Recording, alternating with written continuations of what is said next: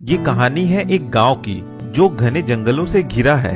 गांव के लोग उस घने जंगल को पार करने की हिम्मत नहीं करते हैं और उस गांव में ही अपना जीवन बिताते रहते हैं। एक दिन एक गधा गांव से उस जंगल को पार कर बाहर चला जाता है।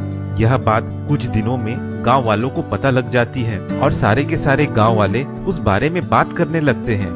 ये सारी बातें पास में खड़े कुत्ते भी सुन लेते हैं और फिर एक दिन वे कुत्ते भी उस गधे के चले हुए टेढ़े मेढ़े रास्तों को सूंघते हुए जंगल को पार कर निकल जाते हैं। यह बात भी कुछ दिनों में गांव वालों को पता लग जाती है, तो वे भी ठान लेते हैं कि जब गधे और कुत्ते इस जंगल को पार कर बाहर जा सकते हैं तो हम क्यों नहीं जा सकते। फिर सारे के सारे एक दिन एक कुत्ते की मदद से गधे और कुत्ते के चले हुए रास्तों को सूंघते सूंघते जंगल के बाहर चले जाते हैं। अब वह रास्ता कुछ दिनों में कच्चा रास्ता बन जाता है, जिससे सारे गांव वाले गांव से शहर और शहर से गांव आते जाते रहते हैं। एक दिन सरकार द्वारा कुछ इंजीनियर गांव को शहर से जोड़ने के लिए पक्का रास्ता बनाने गांव में आते हैं। इंजीनियर गांव वालों से पूछते हैं कि कौन सा रास्ता पक्का बनाए। गांव वाले उसी गधे के चले हुए रास्ते को पक्का रास्ता बनाने की बात कहते हैं। इंजीनियर कुछ दिन रास्तों का निरीक्षण करते हैं तो उन्हें पता चलता है कि यह रास्ता तो काफी टेढ़ा मेढ़ा और बहुत लंबा रास्ता है,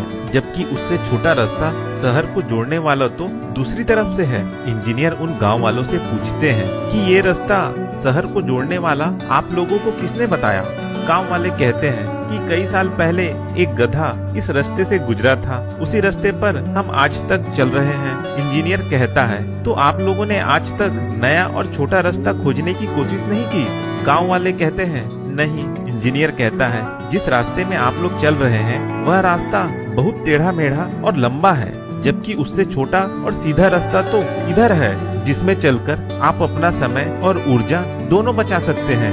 यह सुनकर गांव वाले आश्चर्य में पड़ जाते हैं। इस कहानी से यह सीख मिलती है कि आज भी कुछ रूढ़िवादी सोच और अंधविश्वास जिन पर हम बिना सवाल किए चलते जा रहे हैं, जिससे हमारा समय, ऊर्जा और जीवन नष्ट हो रहा है। इसलिए अच्छी जिंदगी जीने के लिए निडर होकर सवाल पूछें और नए रास्ते खोजें।